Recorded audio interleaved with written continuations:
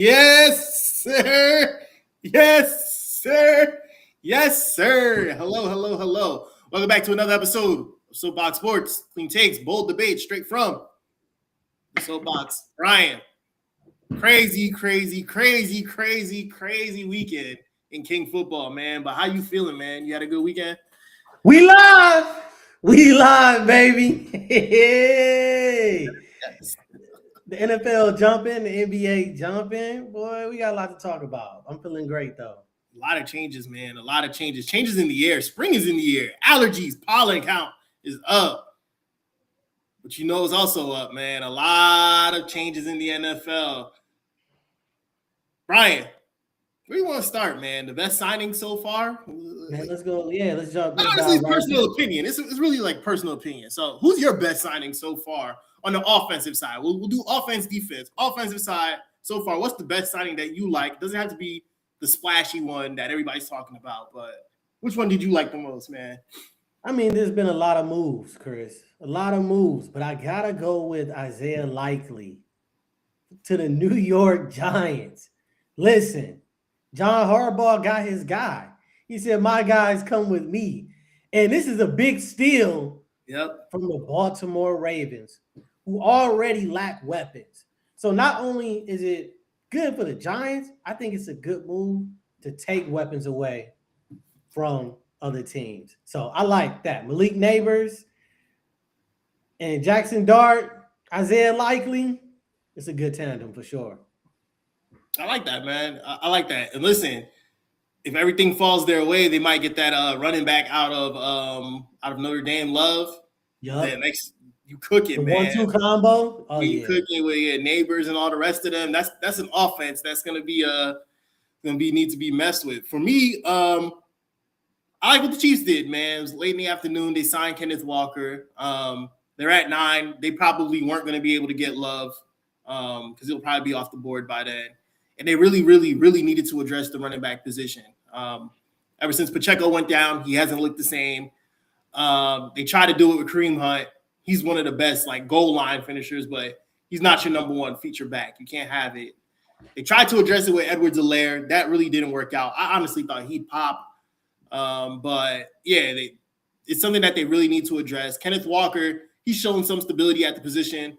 Shared it a little bit with Charbonnet down the stretch there with in Seattle, but I think as the premier back, carrying the load as the number one guy, I think he'll do a wonderful job. But he's going to have to catch the ball a little bit better with that Chiefs offense. That's the only problem. But outside of that, I do like what the Chiefs did because it was an area of concern for them for a long time. They got to be able to run the football. Can't have Patrick. And it's still an area of concern. He doesn't solve the problems. He doesn't.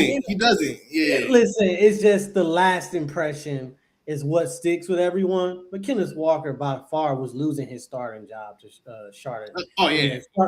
Charbonnet, yeah.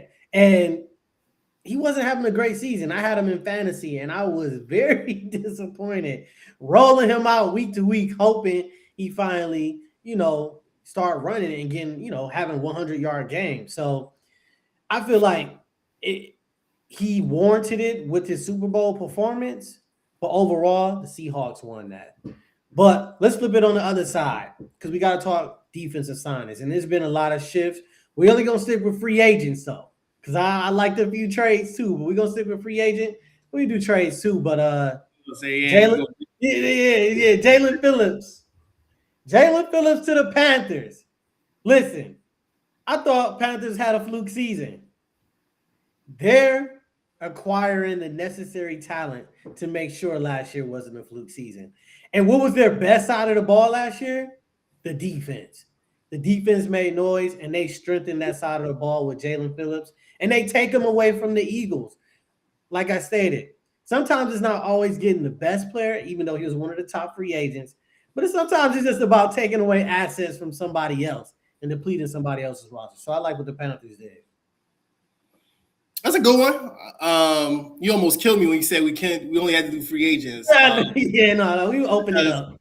The best one for me was McDuffie to the Rams. Didn't have a great year last year. I was one of the main ones saying trade him before 1 year too soon before it's 1 year too late. And I think they did it. They did the right thing. They had to open up some space this year. They typically draft well from the corner position. And then it's an area of need for the Rams.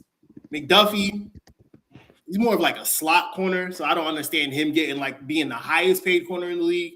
It really just shifts the market around for what Christian Gonzalez is going to get now. But I think this is a win-win for both sides. Chiefs needed to get some open up some cap space. They weren't going to be able to have the ability to pay him. And Rams needed a corner because boy, oh boy, did that defense taper off down the stretch. I think it's a win-win. Helps both sides. So I liked it. And I do think that it puts the Rams in the best position to win the NFC. Yeah. And I almost went with that one, but I just feel like the Rams gave up too much for McDuffie. This draft class is looking like it's going to be one of the greatest ever, just based off the combine. And the Rams get a first-round draft pick for this year. I believe a 5th and a 6th. And another pick as well. So 4 picks for McDuffie. And McDuffie got the bag. So this is kind of like Rams, Jalen Ramsey move back in the day. So hopefully it pays off where they spend the big bucks on a corner like previously. But yeah, let's keep going. We got a ton of moves, man. It's hard to even cover everything that just happened today. What about the most shocking move so far? For me, it happened late in the day. Mike Evans, 49ers. That was a big shocker. Mike Evans is blood in, blood out for me. I thought for Tampa Bay, drafted there, had all the success. 11 straight 1,000+ yard seasons. It just made sense for you to retire as a Tampa Bay Buccaneer. I do like the option of him, betting on himself a little bit in the late stage of his career. I don't know if I like the destination so much. We'll see what happens. The verdict is still out on Brock Purdy. That's the only biggest problem I have with it. Do I think he's better than Baker Mayfield? I don't know. I really don't. But he'll be one of the best quarterbacks outside of Tom Brady that Mike Evans has had. So I expect the production to probably still be there. And then he'll be, again, a number one guy because going into next year on the Bucs, he probably wasn't going to be the one. He's more than likely going to be the 2. So he can still prove that he is that guy and also has the opportunity to get a bag. But picturing him outside of a Bucs jersey is going to be a little bit weird. But definitely hard. Didn't expect that because the Bucs wanted him back. But just to add a note, the 49ers are about to release Brandon Ayuk. So yeah, but he sees receiver 1, receiver 2 opportunities where we know in Tampa he was falling down the depth chart. So yeah, like you said, he betting on himself. But for my shocking move, I didn't see it coming. Maybe you did. Tua being let go, and Malik Willis to the Miami Dolphins. And it happened so fast. Free agency started, Tua release, Malik in. They did an interview on Pat McAfee within the hour with Malik Willis. He was already in Miami, Chris. He was already training in Miami. I'm like, dog, maybe they had that cooking in the works, but before free agents started, Malik Willis was one of the hottest names in the quarterback position. Miami wasn't so hot on the radar for getting him. It was like Steelers, potentially the Browns, anyone that really, really desperate for a quarterback. And it makes sense because the defensive coordinator, Haley, went to Miami, bringing this guy Malik Willis over. So, shocking trade of the day. We'll see how it goes. I'm not too sold. I wasn't shocked Tua got released. The Malik Willis thing happening as fast as it did, that was a little bit crazy. But Tua getting released, not too shocking. Them eating that money, okay, that's probably the only shocking part about that's it. That's what had me. I'm like, just let him finish it out. Yeah, but he just wasn't productive, man. At the end of the day, So. And they got Malik Willis. I wouldn't say at a discount, but on a friendly. Right. He's making 22. No, it's for someone who hasn't proven anything. 22.5 a year. It's good for him. $1 million guaranteed, bro. Yeah. What has he proven? What has he proven? So I mean, it works out for the Dolphins at the end of the day. we gonna see what happens. But who left, Chris? Who the best? Who the best left on the table? Easily, bro. So we'll switch this up a little bit. Best left and where they should go. For me, it's Trey Hendrickson. Easily the best defensive player still available. Probably thought he'd probably be the best free agent defensive player that was available. Crosby wasn't a free agent, so let's make sure we qualify that. Cowboys, like, what are we waiting on, bro? You got Gary today. You got Quentin Williams. Imagine Trey Hendrickson on that front. And then with that offense, bro, like, honestly, it puts you right back into the Super Bowl talks, puts you in a position that you haven't been in the last 30 years, potentially in the NFC Championship game. I think it's a no-brainer. Cowboys, Trey Hendrickson, match made in heaven. Go make this happen. Yeah. No, 100%. That's awesome. But the best free agent or the most impactful free agent, that's what I'm gonna go with. Kyler Murray. Yeah. I think he playing his cards right. He wasn't too aggressive in this free agent period. He's weighing his options because you want to see what teams do. You want to make sure you go to the best team so that you can look good in the end. And that's probably going to be the Minnesota Vikings, that's where it's leaning or heading towards. But I don't know. I feel like he should come to Atlanta, even with Tua coming. I feel like Kyler Murray should come to Atlanta. They have the weapons. He would fit the city. So, I mean, that's where I would like to see him. But I feel like Vikings is three hurt quarterbacks on your roster, Ryan. Like, you had 3 hurt quarterbacks. Kyler Murray not that hurt. He ain't as hurt as the other 2 guys. Yeah, nah. I agree with you, though. Kyler's probably the most impactful one still out there. Yeah. Brian, you know, we all know where he's going, though. He's going to Minnesota. Yeah, like Justin. Hey, you can't say no to Justin Jefferson. Yeah. You can't say no. Yeah. But I feel like Atlanta in this division is the place you want to be. That division, the NFC North, you ain't trying to go to that division, fam. Brian, I'm gonna be real. The NFC South is not as easy as it looks anymore. That Jalen Phillips thing, it does a lot for the Panthers. The Saints, we expect them to be good. I don't know about the Buccaneers. They're probably last. Tabo's fired. But yeah, I don't think the NFC South is some cakewalk anymore. And then Falcons, we'll see what happens with the whole James Pierce thing, but they usually get a little boost with the Kevin Stefanski first-year tags. So yeah, cool. Well, let's hop on over to the other side. Let's talk a little bit more about the trade activity and the impact of these trades. So this is how we're gonna do it, Chris. There's been multiple trades. You tell me which trade you believe is going to have the biggest impact on the team. We have a few listed on our agenda, but the one we start with is going to be the one you feel like is the most impactful. I think the easiest and low-hanging fruit one is Crosby, so I'm not even going to talk about it. Brian, you think it's? I don't even think it's Crosby. I mean, all right, so I'm glad we're on the same page because everybody's kind of low-hanging one is Crosby. Actually, let me hear this because I don't want to steal yours. Go ahead, go first. Actually, because all right. So mine is actually Michael Pittman to the Steelers. Okay, all right, I like that one. Michael Pittman, the trade today, sending Michael Pittman to the Steelers, has made them more attractive. One for Aaron Rodgers, or for any quarterback that is looking to go to a team that has great stability in the Steelers. Always in the playoffs, but now you get 2 number ones, Michael Pittman and DK Metcalf. I feel like that opens up the door to what's been the Steelers' biggest issue, and that's the offensive side of the ball. So I feel like that changes the trajectory for the Steelers on, 1, if Aaron Rodgers comes back, at least he'll have more weapons, and 2, their biggest issue, offense. Okay, I like that one. I'm gonna go wide receiver as well. The biggest one for me is Wan'Dale Robinson to the Titans.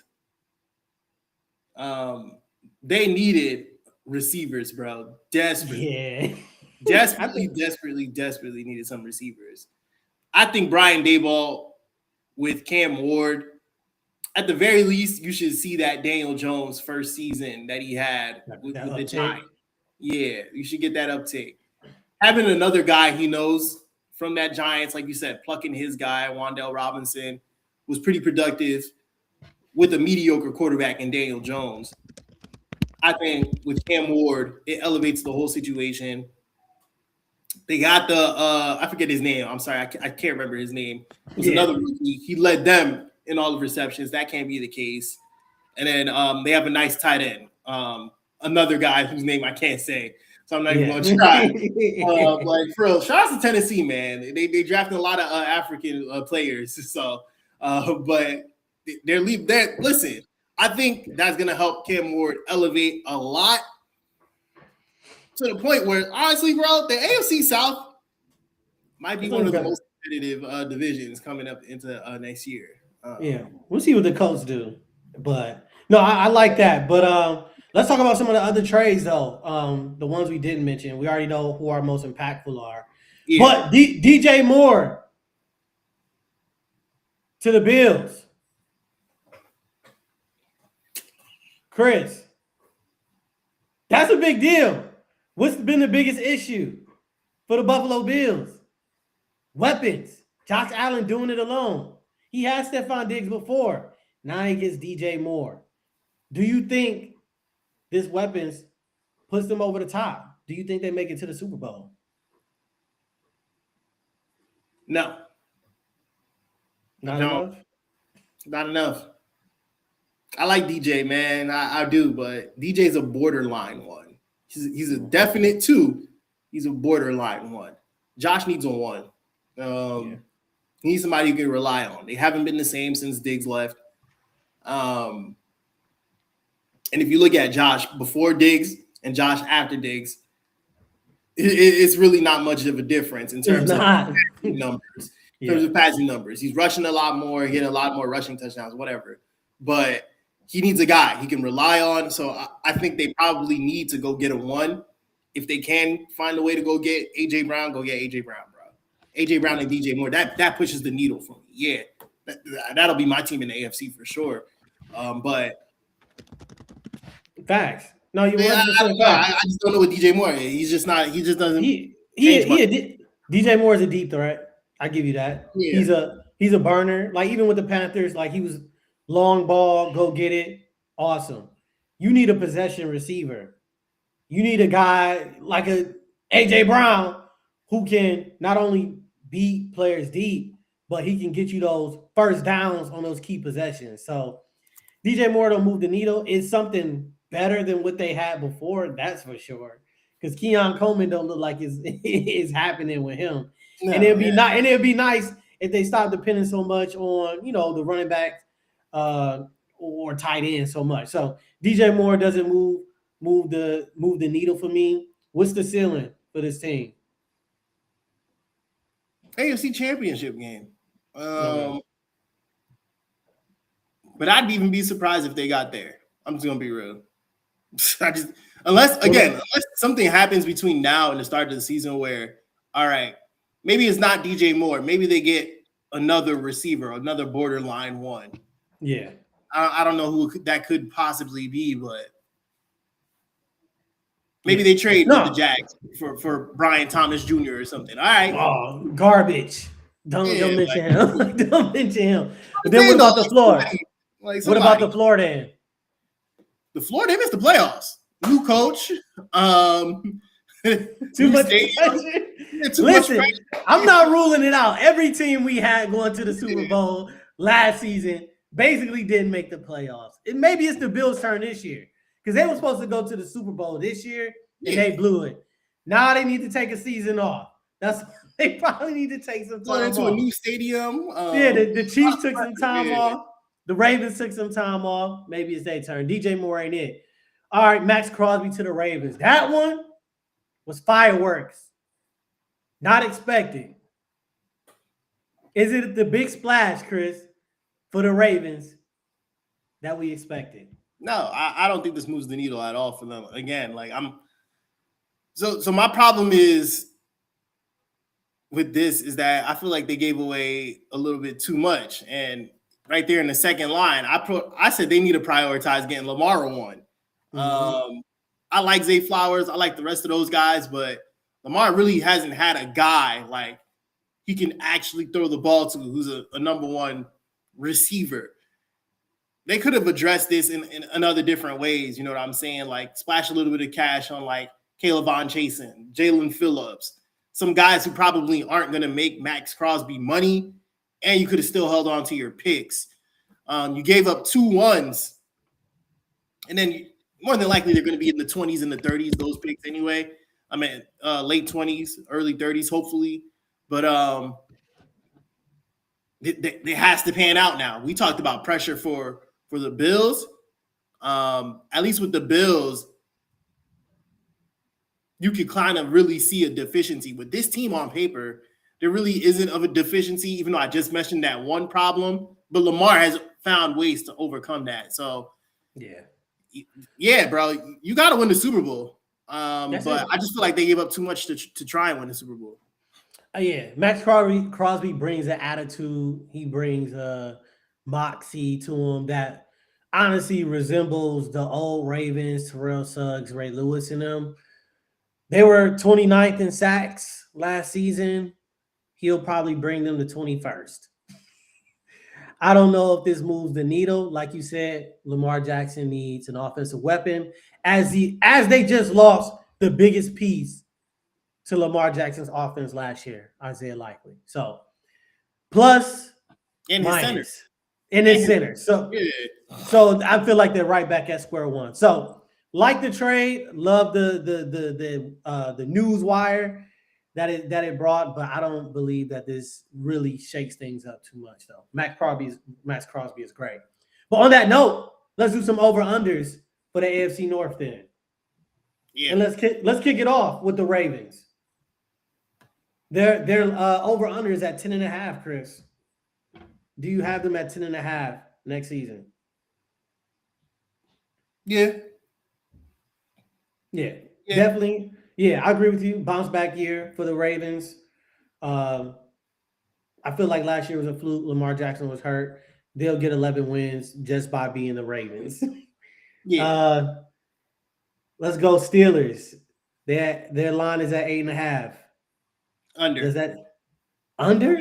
Under. Don't care who the new wide receiver is. I don't know who's still playing quarterback. That defense is another year older. Under. Mike McCarthy? No, stop it. Under. I'm gonna go over. Mike McCarthy doesn't lose regular seasons games.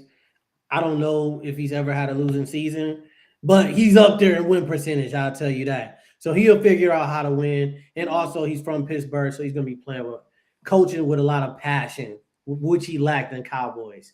Bengals 9.5. Under, boy, under. Under the sea. You lost arguably your second best player on your team in Trey Hendrickson. All due respect, Joe Burrow just hasn't found ways to stay healthy. We don't want to see him unhealthy, but it just is what it is with Cincinnati. And I don't expect that defense to be any better. Maybe they'll finally fire Zach Taylor when they go under. So I'm going under for sure. Yes, sir. Under the sea. More the same for the Cincinnati Bengals, man. I don't see any changes that warrant success. I mean, we've been giving them the benefit of the doubt since they went to the Super Bowl. Yep. It's time to stop. It's going to be the same thing next year. And I expect Joe Burrow not to retire a Bengal, not to be there even much longer if this season doesn't pan out. Lastly, the Browns, 6.5. Over under. Under. Hey,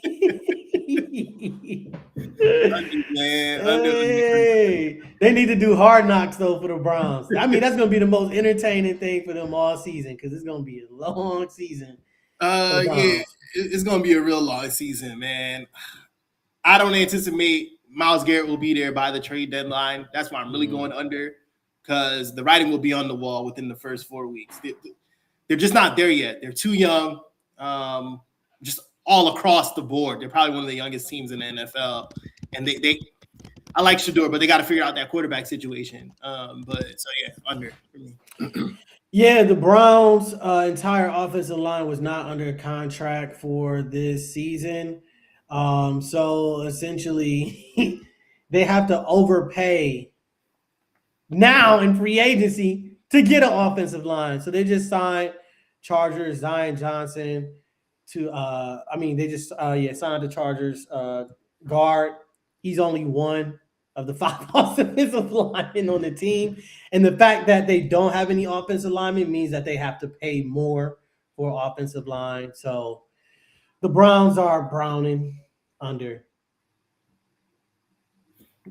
So that is all for the AFC North. We ended it on a brown note, but let's keep it going, man. Let's talk about some winners, teams that we expect to do well this season. With all the changes, Chris, kick it off with your Super Bowl odds or your Super Bowl favorites. And we're going to do 10. We're going to throw 10 in there. We're going to cast a wide net now since it's so early.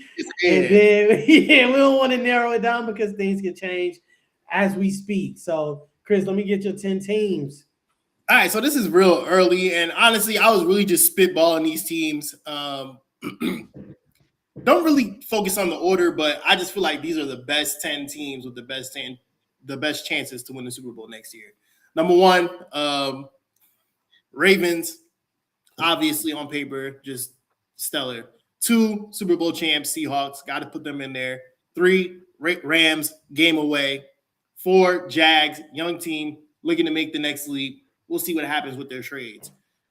Number 5, going with the Bears, another young team looking to make that leap. 6, we want Packers. I might knock them down. They just lost Rashawn Gary. We don't know what Micah's going to look like, so we'll see what happens there. Number 7, Patriots. We'll see, again, young team, schedule. 8, Lions. 9, I'm putting them back up there, the Chiefs. And then rounding us out at number 10, the Bills. These are the teams that I think have the best chance to win the Super Bowl going into next year, man. Yeah.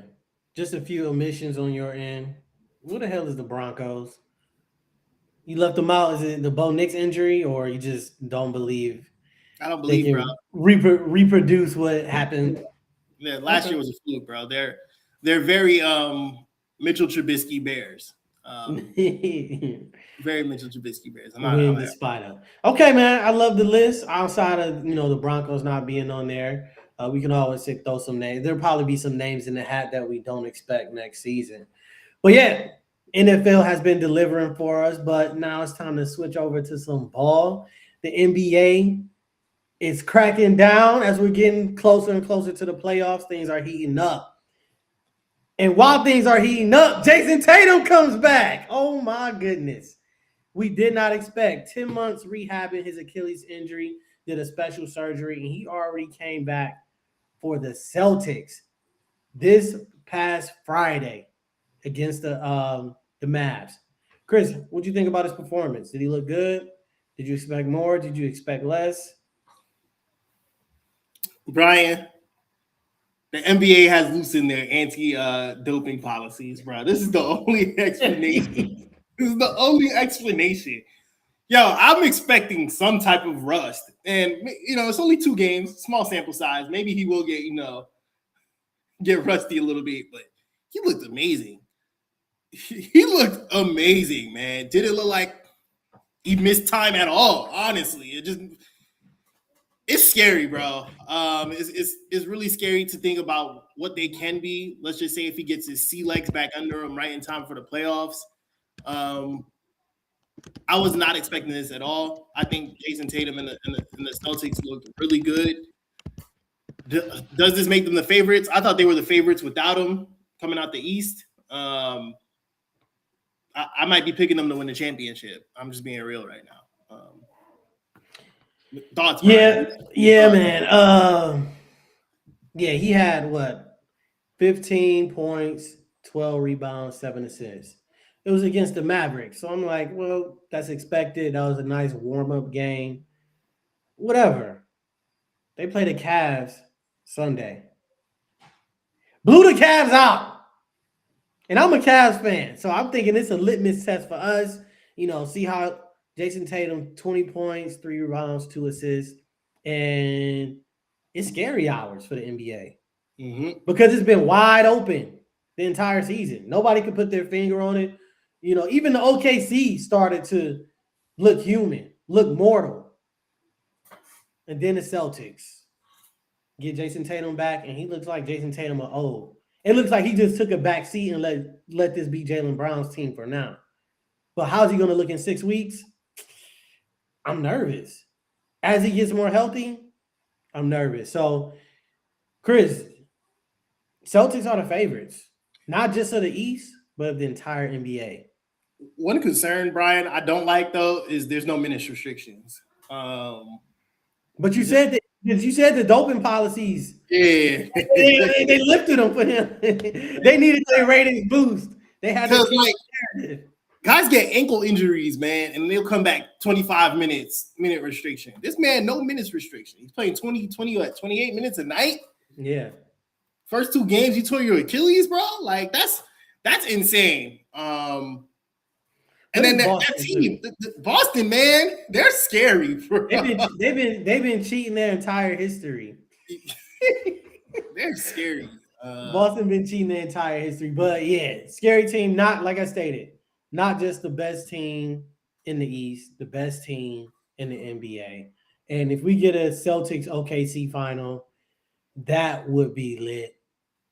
That's the finals right there. But the Celtics like to fold. They like fold to the Knicks or something like that. So interesting to see. Congrats to Jason Tatum, man. He looked good out there.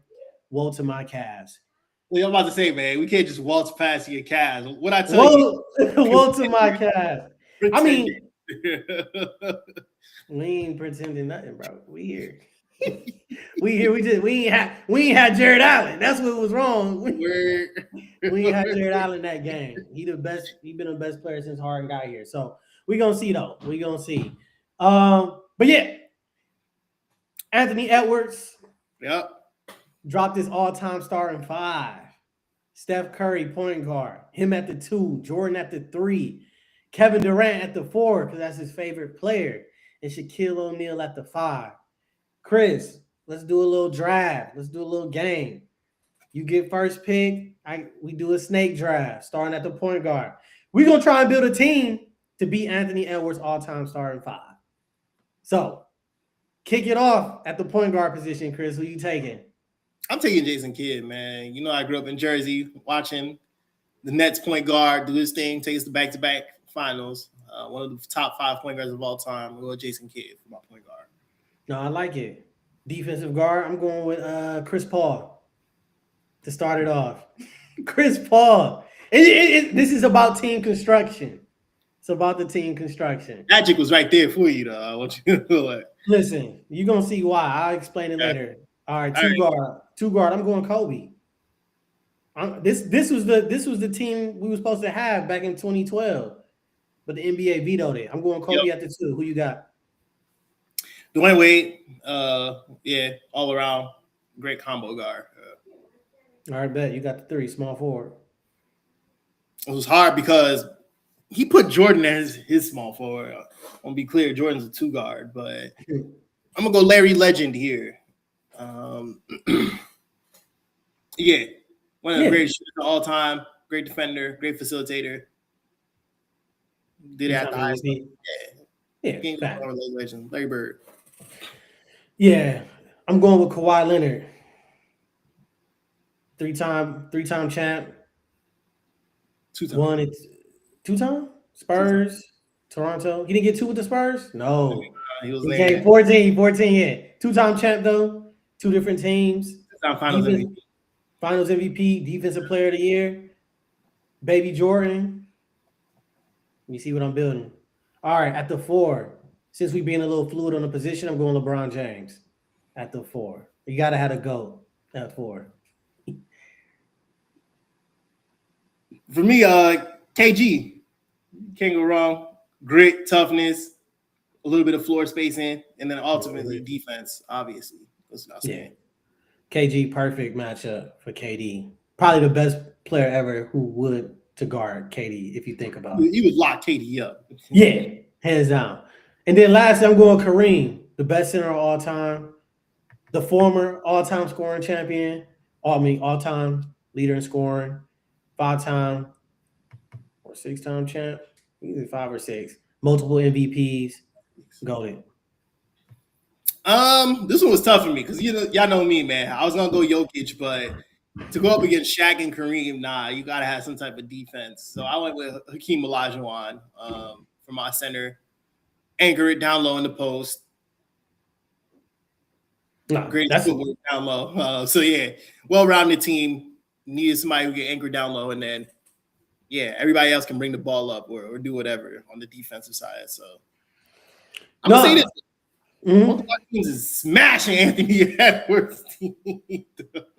He don't know he the weakest link. Yeah. We targeted him. And Steph, Steph in all the pick and rolls, bro. All day, no. His team is nice. He just, KD and him. I think they're gonna struggle against my all-time team. And then, for my team, I went straight defense. All of these players have been on the NBA all-defensive team. So we built a nice little roster. So that's why I went with Chris Paul over Magic, simply for defense and facilitation. You can't go Chris Paul over Magic, Brian. That's blasphemy. I don't care. I'm building a team here. He's not my first pick, but Chris Paul, it's team construction. Come on, Brian, you gotta. Hey, Magic getting cooked by Steph. Straight. Magic gonna be Magic getting Chef Curry, bro. He has no chance of guarding anyone on that side of the ball. But yeah, that's our all-time starting 5. Let us know what you think. I'm sure y'all have some thoughts about our teams, especially without Magic. And speaking of Lakers, an all-time great Lakers, the Lakers are currently 9-2 without LeBron James. After beating the Knicks this past Sunday, Chris, is it time for the Lakers to move on for Bron? Are they better without Bron? Remember when we first came on? Mm-hmm. What did I say? LeBron James should what? Come off the bench. Told you this. They were humming. LeBron comes back. They were playing well, but they weren't playing at that level that they were to start the season. Mm-hmm. I watched that game yesterday in its entirety. The Knicks were never in it. Never in it. Guys who don't play defense were playing defense with energy. I watched DeAndre Ayton get 2 blocks on back-to-back possessions. I haven't seen that since Phoenix Suns Ayton. I watched Luka get a couple of charges, put his body on the line. I watched the ball move around. I watched Jared Vanderbilt anchor a defense. Listen, man, it's not that they're better off without LeBron James because you probably need him to win a championship, but this team's not going to win a championship with LeBron James. And it's not going to win a championship without LeBron James. But they sure do look better without LeBron James when you're watching them play basketball. And in 11 games, you have a really broad sample size to say that they're winning way more than they're losing. I'd move off of him. This has to be Luka's team going into next year. And a key priority for them in order for this to work is they have to bring back Reeves because I think they might lose him this offseason. This is the end. Last night's game signified the end. You have to make this Luka's team. Yeah, it's hard to debate the numbers being 9-2, but you're trying to add some context to it. I ain't trying to be a Bron defender. It's time for him to go. That's clear. Are they better without Bron? I don't think they have as much continuity with Bron. Like every time Bron is in the lineup, Reeves is out. One of them is always out. It's never all 3 of them. So I'll give him a pass from that standpoint. But Luka And all AR-15 look good together. Right. I cannot lie. They look good together, and you put defensive players in the lineup. So you're starting more defensive players now, which LeBron is not anymore, which is okay. But when it comes to team construction, you can't have 3 bad defenders on the floor who demand the ball. Doesn't work. It does not work. And you know what else doesn't work? They're not playing together. So they don't even know how to share the ball or positioning on the floor or how the game is going to flow when LeBron comes back or when Austin Reeves comes back or when Luka comes back. It's always a guessing game. And it's hard because LeBron is LeBron. So, and you're mentioning it, Brian. The one thing that you really didn't expect to be a problem for them is offense. But their offense isn't even really that good when all 3 of them play. Like, because they're confused. It's middle of the pack. I think they're like 16th or 17th in the NBA. Yeah. So it's just like, yo, if you can't play ball, if y'all all can't play defense, we really expected the offense to be all world. That's not the case. What are we doing here? But yeah, so I mean, LeBron's time is up in LA. LeBron, it's time to come back to Cleveland and win you one more, man, and retire in Cleveland. Listen, I really hope this happens too, though. If Detroit doesn't win the championship, I think they should target Austin Reeves. Wow. I think they should target Austin Reeves. Lakers got to throw Austin Reeves the bag. They're gonna have to. They have to throw him the bag. He's a max player. I don't care what. Perfect for Detroit. Perfect. No, 100%. But Austin Reeves is a max player. So I hope the Lakers don't do anything dumb and let him go. Because we're seeing right now Luka and AR cooking. The white Lakers? The exciting whites. The white Lakers? I like them. Jerry West and them coming back. So no, that's it. LeBron got to figure it out. The Lakers got to figure out. Hopefully he get back healthy. Lakers contenders at all, or are they still pretenders? They're still pretenders. Yeah, I think I'm leaning to the pretender side. The relationship on that end is just not going so well. But yeah, that's all we have for today, folks. Please like, comment, subscribe. Let us know what you think about our starting fives, about our NFL picks, free agency. Chat with us, man. And if y'all want to step up to the soapbox, jump into our inbox, man. We happy to have y'all come along for the ride. We out. Deuces.